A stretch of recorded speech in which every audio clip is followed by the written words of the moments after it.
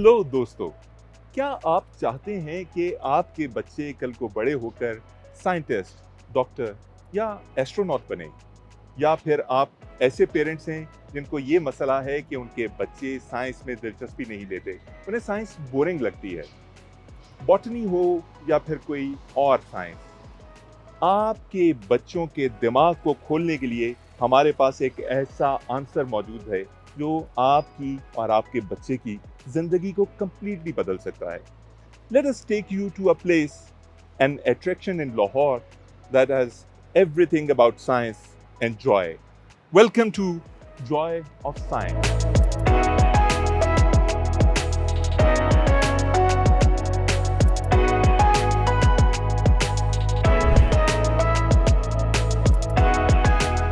हमारे इर्द गिर्द की एनवायरनमेंट में बिल्डिंग्स की बहुत अहमियत है और बच्चों को ये समझाना कि बिल्डिंग्स कैसे बनती हैं और उनमें कौन कौन से मटेरियल्स यूज़ होते हैं और उनको कैसे आपस में जोड़ा जाता है, एक्सक्वेशन क्या होती है, कंस्ट्रक्शन क्या होती है, ये चीज़ सिखाने के लिए ये कंस्ट्रक्शन जोन इस म्यूज़ियम में बनाया गया है।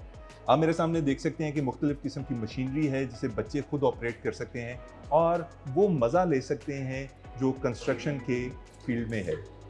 मैं इस ब्लॉक को उठाने की कोशिश कर रहा हूँ लेकिन ये मेरे से उठ नहीं रहा, बट आई होप कोई बच्चा मुझे इसमें बड़े आराम से शिकस्त दे सकता है, because this is something really very exciting and full of Joy.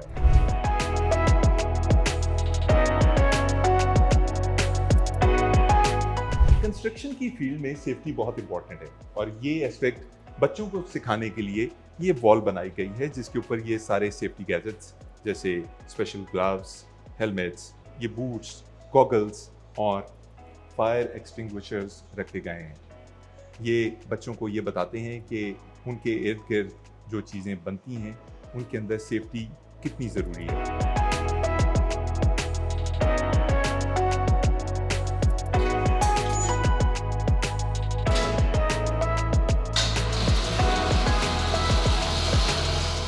Construction और क्लीनिंग की दुनिया के अंदर इन लिफ्ट्स का बहुत अहम किरदार है। ये लिफ्ट्स लोगों को इस काबिल बनाती हैं कि वो बुलंदोबाला इमारतों के ऊपर मुख्तलिफ चीज़ों को पहुंचा सकें और उनकी क्लीनिंग कर सकें।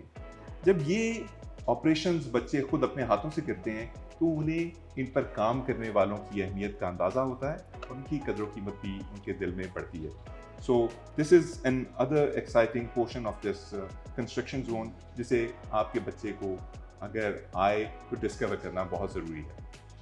Let's go down now.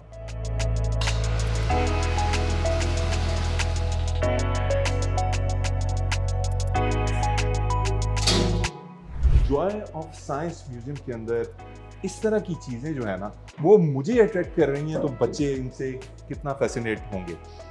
ये देखिए, ये वो ब्रिक्स हैं जिन्हें बहुत सेफली बनाया गया है और ये बहुत हैवी नहीं है, लेकिन बच्चे इन ब्रिक्स को उठाकर जब इस वॉल के अंदर किसी जगह पर लगाएंगे तो उन्हें पता चलेगा कि कंस्ट्रक्शन होती कैसे है। इसके साथ ही अगर मैं आपको लेके चलूं तो एक बड़ी ज़बरदस्त सी मशीन मेरे सामने है जो मैं बचपन से देखता आ रहा हूँ और फिल्मों और वीडियोज़ के अंदर इस मशीन को, जो एक्सक्वेटर मशीन कहलाती है, इस्तेमाल होता देख के मेरे दिल में ये ख्वाहिश जन्म लेती थी कि मैं भी कभी इसे यूज़ करूं।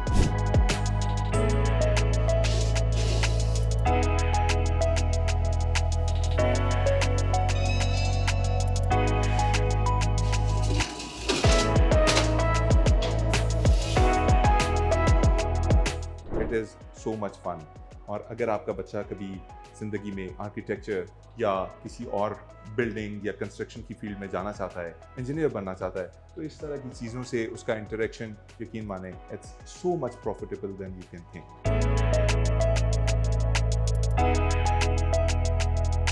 जॉय ऑफ साइंस का ये सेगमेंट आपको उन एरियाज़ की तरफ लेके जाता है जो साइंस में बहुत अहमियत के हामिल हैं।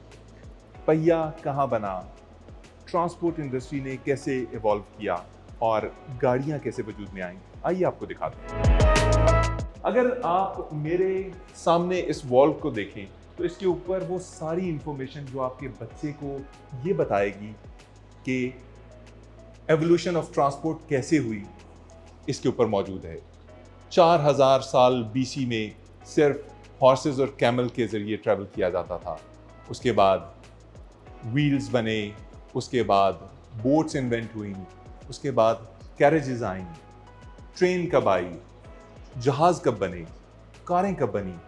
इन वॉल्स के ऊपर बहुत सी इंफॉर्मेशन है जो आपके बच्चे के लिए एक इंसाइक्लोपीडिया की तरह है। तो मैं इस साइकिल के ऊपर बैठूंगा और इसे अपने कानों पे लगाऊंगा, इस सारी इंफॉर्मेशन मुझे बताई जाएगी और साथ में मैं एक्सरसाइज भी करता रहूंगा।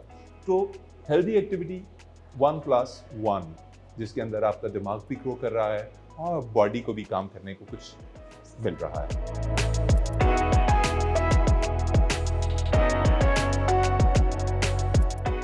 यार, अगर एक्सरसाइज वाकई इतनी इंफॉर्मेटिव होती है तो मैं तो रोज एक्सरसाइज करूंगा। अब आप करेंगे कि नहीं, ये आपने फैसला करना।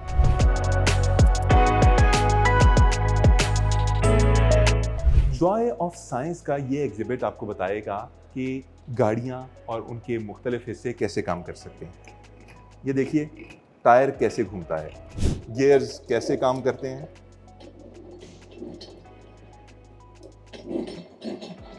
अगर आपकी गाड़ी फर्स्ट गियर में घूम रही है तो वो कैसे पावर यूटिलाइज करेगी, और अगर आप उसे सेकंड गियर में ले जाएंगे तो उसकी वर्किंग कैसे होगी।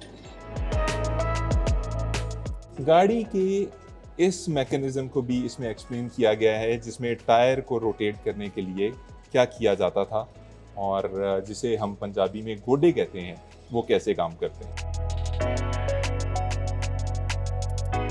क्लच की वर्किंग कैसे होती है और जब हम क्लच दबाते हैं तो क्या होता है। कितना खूबसूरत एटमॉस्फेयर है और ये सिमुलेटर एक बहुत ही कमाल चीज़ है। और इस वक्त आपसे बात करते करते मेरा जहाज़ जो है बादलों में चला गया है और हर तरफ बिजलियाँ चमक रही हैं और आई कैन फील कि जो असल पायलट्स होंगे वो ऐसी एनवायरनमेंट में कैसा फील करते होंगे। यार ज़बरदस्त, outstanding. This is something that is completely out of the box और I think you should give it a try.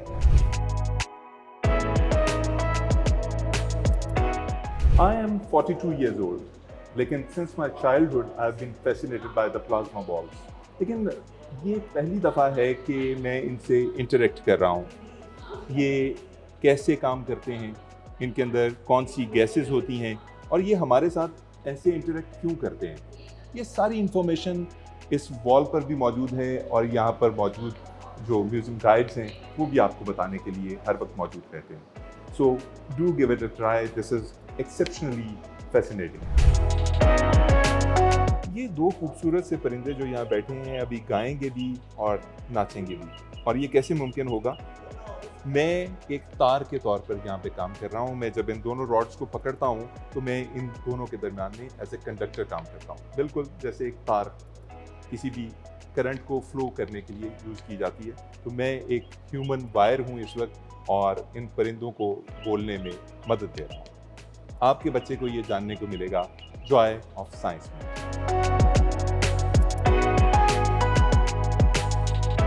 इस वक्त जो चीज़ आप देख रहे हैं ये दुनिया की पहली एनिमेशंस में शुमार होता है और इसके अंदर होता ये था कि मूवमेंट को इस तरह से लाइट के साथ इंटरेक्ट करवाया जाता है कि एक साकित परिंदा आपको उड़ता हुआ नजर आता है।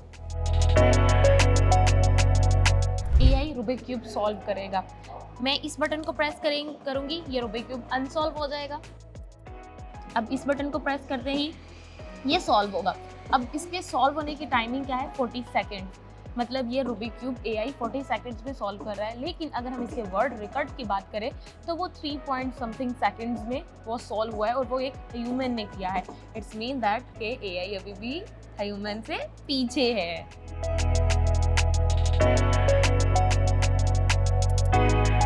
लो भाई दोस्तों, कसम ले लो अगर मुझे आज से पहले पता हो कि ह्यूमन नोज जो है वो कितनी सेंसिटिव होती है। मैंने आज जाना कि ह्यूमन नोज इतनी सेंसिटिव है कि ये 1 ट्रिलियन से ज़्यादा सेंट्स यानी खुशबुओं का आपस में डिफ्रेंशिएट कर सकती है उसे और उनको सूंघ सकती है। Very knowledgeable. ये है रोल्ड सरफेस। पहले तो इसके यूज़ की बात करते हैं कि ये यूज़ कहाँ पे हो रहा है। न्यूक्लियर पावर प्लांट्स देखें, उनकी शेप्स देखें, आपको यहाँ पे नज़र आएगी। अब जैसे ही हैंड व्हील को मैं रोटेट करती जाऊँगी, करते जाओ। चले जी, अब देखिए हमारे पास एक परफेक्ट शेप आ गई। अब ये शेप कौन सी है? न्यूक्लियर पावर प्लांट की। ये आर्किटेक्ट्स में यूज़ होती है ये वाला फेनोमेना। इसमें क्या है कि कोई डोम शेप बनानी हो या फिर न्यूक्लियर पावर प्लांट्स बनाने हो, कोई भी shape whatever the shape is, तो उसके लिए ये वाला फेनोमेना यूज़ किया जाता है। इसको हम क्या कहते हैं? Hyperbola shape.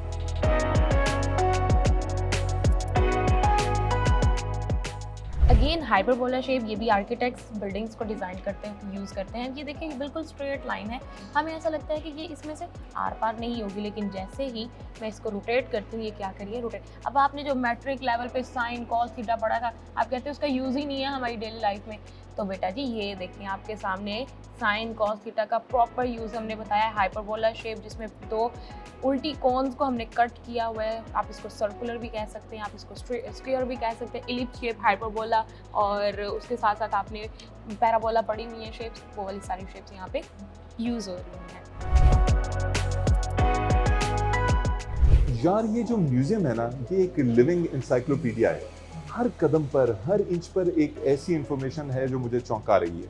जैसे मुझे नहीं मालूम था कि इंसानी जिस्म के अंदर जो ब्लड वेसल्स हैं, अगर उनको एक स्ट्रेट लाइन के अंदर बिछा दिया जाए तो वो तकरीबन 60,000 मील का जो फासला है उसको कवर कर सकती हैं। Very informative.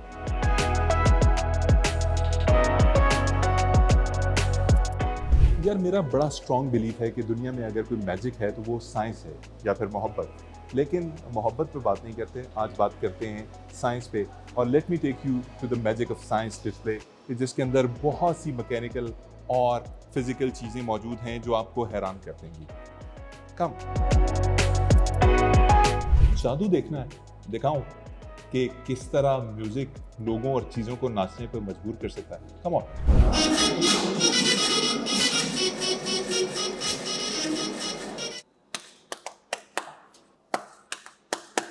मैग्नेटिज्म किस तरह से इन पेन्स को नाचने पर मजबूर कर रहा है ये आप देख सकते हैं। बाकी जो मैकेनिक्स हैं वो मैं आपको नहीं समझाऊंगा, उसके लिए यहाँ पर गाइड्स मौजूद हैं जो आपको हर चीज़ ब्रेक डाउन करके बड़े अच्छे अंदाज में समझा सकते हैं।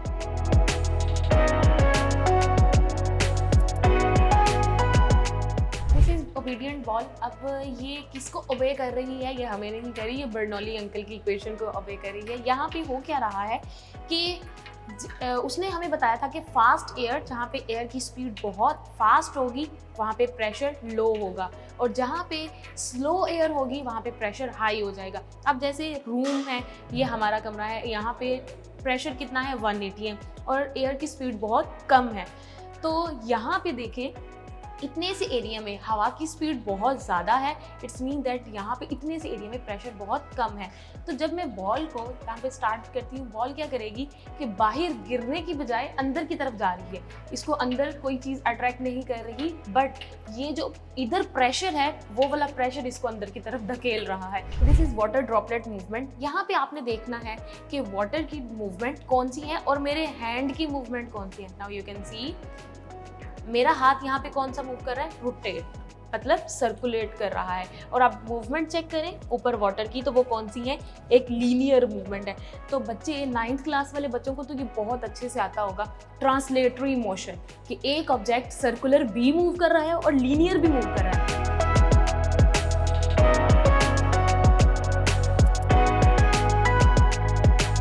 यार आपका भाई बन गया पूरा जादूगर, और अब आपको मैं एक ऐसा जादू करके बताऊंगा जिसके अंदर 2 आयशाज को इस्तेमाल करते हुए एक के बाल उड़ा दूंगा। चलिए देखिए जादू। एब्राकैडेब्रा।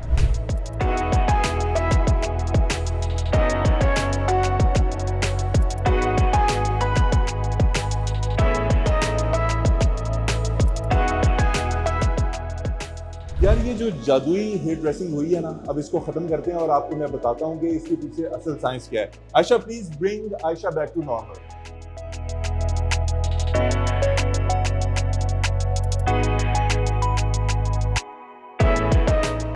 मान गए ना फिर भाई को। यार असल में अभी जो आपने जादू देखा वो जादू नहीं, एक साइंस थी। और साइंस क्या थी कि आपकी बॉडी के ऊपर जो इलेक्ट्रोस्टैटिक चार्जेस होते हैं वो किस तरह से आपके बॉडी के बालों को खड़ा कर देते हैं। आपने ये तो देख लिया।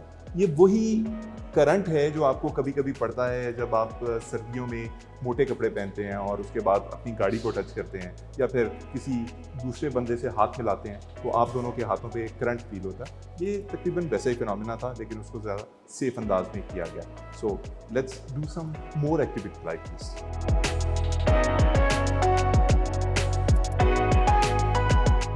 यार आपने वो शेर सुना होगा, हैं कवाकिब कुछ नजर आते हैं कुछ।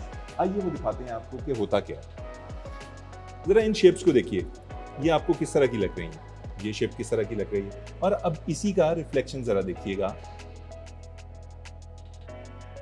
चौकोर आपको राउंडेड नजर आ रहा है, ये एक चौकोर शेप है, लेकिन आपको रिफ्लेक्शन में ये बिल्कुल राउंड नजर आएगी।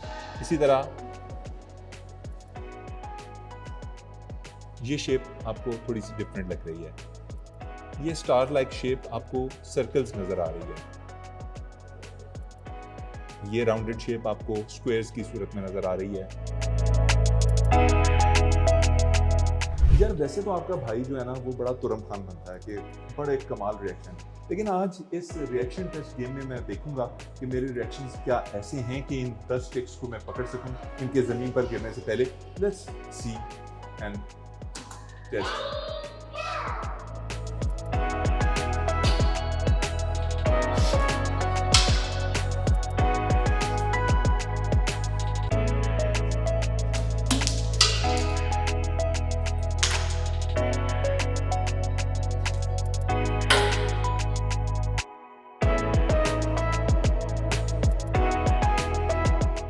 मेरी शर्मिंदगी। This is electromagnetic accelerator. अब यहाँ पे हो क्या रहा है, मैग्नेट्स सबने देखे हैं, लेकिन यहाँ पे यूज किए गए हैं electromagnets. As you can see copper coil here. अब कॉपर कॉइल का फील्ड बहुत हाई होता है, ये मैग्नेटिक फील्ड जनरेट कर रहे हैं और इसका एक पोल नॉर्थ एक साउथ। जैसे ही ये मेटल की बॉब इसके पास पहुंचती है, एक पोल उसको अट्रैक्ट कर रहा है, दूसरा उसको रिपेल कर रहा है। अब ये प्रोसीजर होता रहेगा अनटिल अनलेस पीछे से हम करंट रिमूव ना करें तब तक। अब इसकी प्रैक्टिकल एप्लीकेशन की हम लोग बात करते हैं। आपके पास MRI, CT scan, bullet train, ये सब कुछ इस पे वर्क कर रहा है, इसी बेस पे वर्क कर रहा है।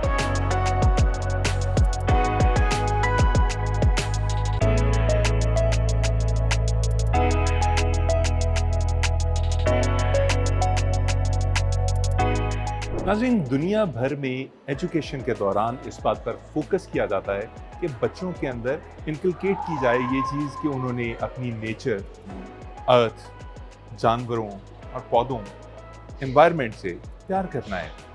अनफॉर्चुनेटली पाकिस्तान में ये चीज़ उस तरह से बच्चों को सिखाई नहीं जाती, लेकिन जॉय ऑफ साइंस के अंदर एक स्पेशल फ्लोर है जो डेडिकेट किया गया है मदर नेचर के नाम। तो आइए आपको लेके चलते हैं मदर नेचर के करीब। नाज़रीन, आप देख सकते हैं कि यहाँ मुख्तलिफ किस्म के तने दरख्तों के लगाए गए हैं, और मेरे राइट साइड पे अभी मैं आपको दिखाऊंगा कि एक चार्ट है जिसमें बताया गया है कि आप किसी भी तने को देखकर ये अंदाज़ा कैसे लगा सकते हैं कि उस दरख्त की उम्र क्या होगी। किसी भी दरख्त के ऊपर हर साल 2 बड़े मौसम आते हैं, एक सर्दियों का और एक गर्मियों का। जब सर्दियों का मौसम आता है तो दरख्त सूखता है और उसकी जो खाल है वो मोटी हो जाती है।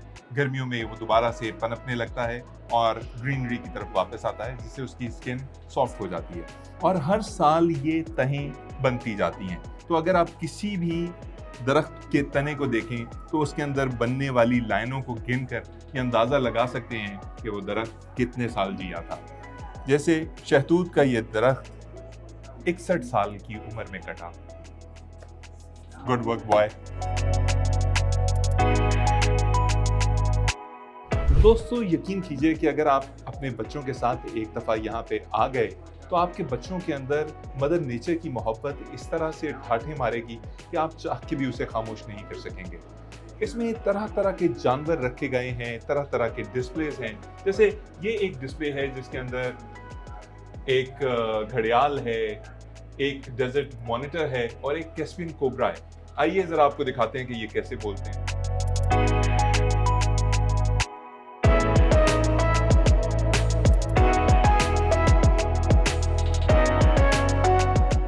हमारी नेचर में मुख्तलिफ किस्म के हयातियात पाए जाते हैं। कुछ तो ट्रीज़ हैं, लेकिन कुछ उससे छोटी फर्न्स और दीगर पौधे होते हैं। जैसे ये एक खूबसूरत सी मॉस वॉल है जो हमारी समंदरी या आबी हयात के करीब पाए जाने वाले जो ग्रीनरी है उसको डिपिक्ट करती है।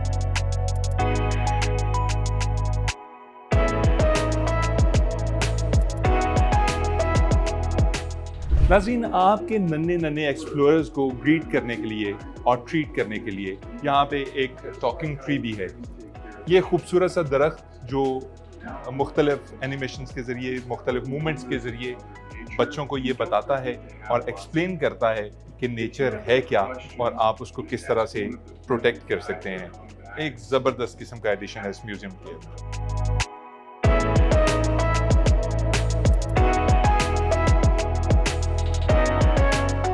और नाज़रीन, अब मेरा सबसे फेवरेट सेगमेंट जिसके अंदर मिनिएचर और वाटर क्रीचर्स हैं यहाँ पे, जो हम बचपन से जिनके बारे में सुनते और उन्हें देखने के ख्वाहिशमंद रहे हैं।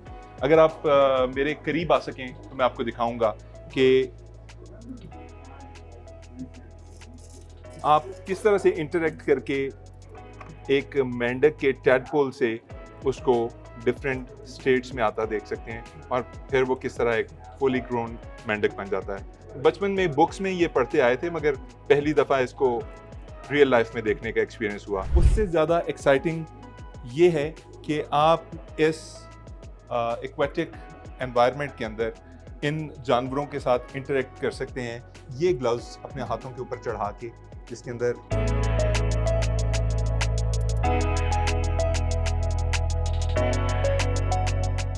यार हमारे बच्चों का एक डायलेमा है जो असल में सोसाइटी का डायलेमा है। वो ये कि हमारे बच्चे जानवरों से उस तरह से मोहब्बत नहीं करते जिस तरह इन जानवरों से मोहब्बत करने का हक है।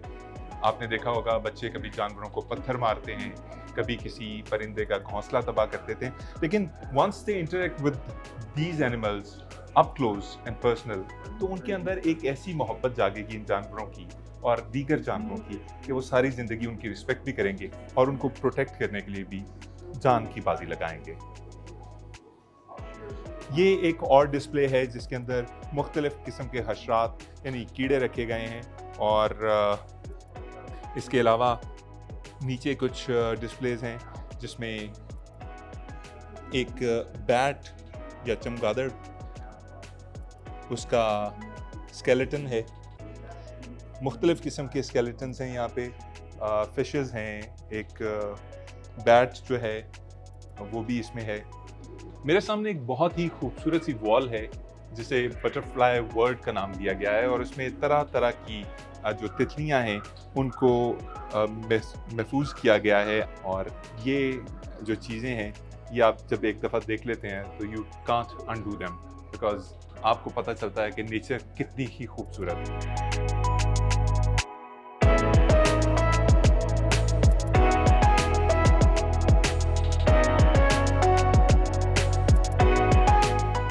यार आपने हमेशा सुना होगा कि बड़ी मछली छोटी मछली को खाती है, लेकिन कभी कभी बड़ी मछली और छोटी मछली को एग्जिस्ट भी करती हैं। आइए ज़रा आपको इस सिस्टम में दिखाते हैं कि किस तरह ये छोटी छोटी मछलियाँ इन बड़ी मछलियों के साथ रह रही हैं।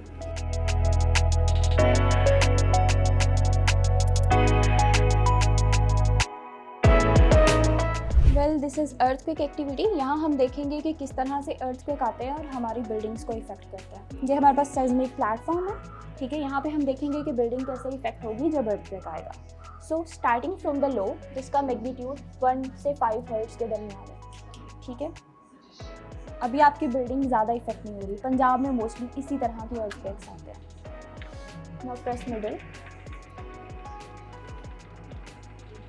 अब आप देख रहे हैं कि आपकी बिल्डिंग क्रम्बल करना स्टार्ट हो गया है और हायर मैग्नीट्यूड पे ये बिल्कुल कोलैप्स हो गई है।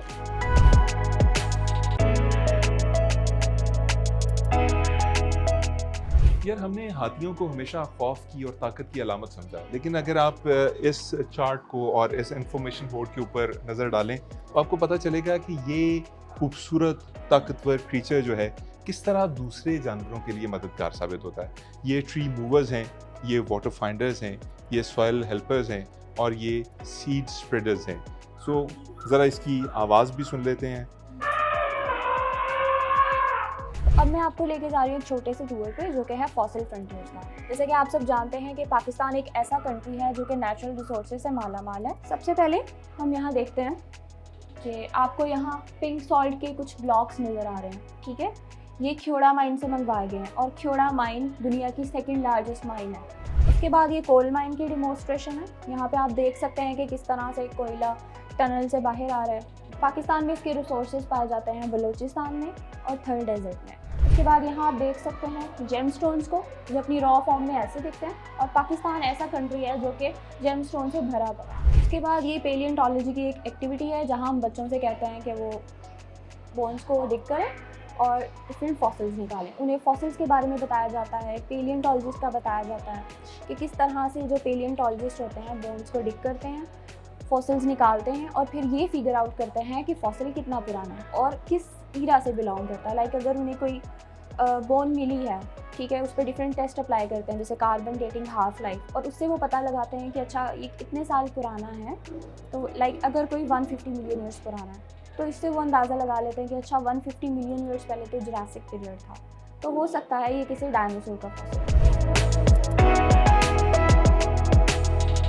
दोस्तों मेरे साथ इस वक्त मौजूद हैं इस म्यूज़ियम की एकेडमिक कोऑर्डिनेटर आयशा रहमान, और हम आयशा रहमान से पूछते हैं कि यहाँ पे किस किस्म के स्कूल्स आते हैं, किस किस्म के जो यहाँ पे टूर्स हैं वो आ सकते हैं, और क्या फी स्ट्रक्चर है, किस किस्म की टिकटिंग है यहाँ पे।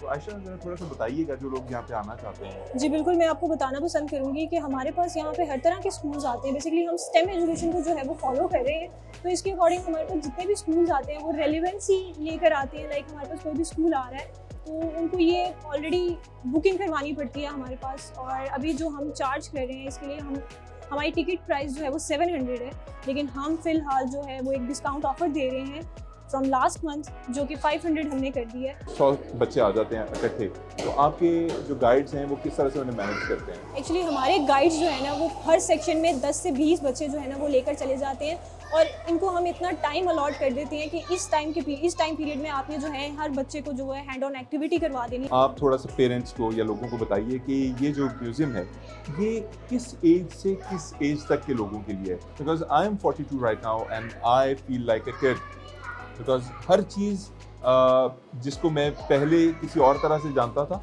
आज उसकी साइंस मुझे समझ आ रही है, तो मैं तो एक्साइटेड फील कर रहा हूँ। लेकिन आप ज़रा थोड़ा सा इस पर एक्सप्लेन करते हैं कि क्या एज के बच्चे यहाँ आ सकते हैं, मतलब बहुत ज़्यादा छोटे ना आ जाएं, बहुत ज़्यादा बड़े बाबे ना आ जाएं, क्या आ सकते हैं या नहीं आ सकते? आ सकते हैं, पर इट डिपेंड्स कि फिर क्योंकि हमारे कंसर्न्स जो हैं वो इसके ऊपर हो जाते हैं कि हम जो यहाँ पर आ रहे हैं उनका इंटरेस्ट किस तरह से है।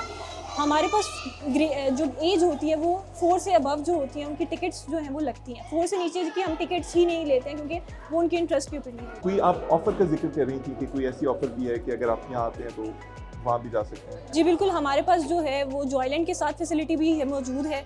लाइक कि आप एक रिस्ट बैंड ले सकते हैं। जॉयलैंड जो है वो रिस्ट बैंड 1000 में देते हैं, हम कंबाइन करके आपको जो है वो रिस्ट बैंड 1500 में दे देते हैं, एंड 100 जो रुपीज़ हैं वो जॉयलैंड की एंट्री के हैं। हमारे तो एंट्री के भी फीस नहीं है। 500 में आप जो है वो पूरा का पूरा म्यूज़ियम जो है हैंड्स ऑन एक्टिविटीज़ जो हैं वो बिल्कुल फ्री उसके बाद से विजिट कर सकते हैं। Well thank you Ayesha, it was a lovely experience, और मैंने आज बहुत सीखा।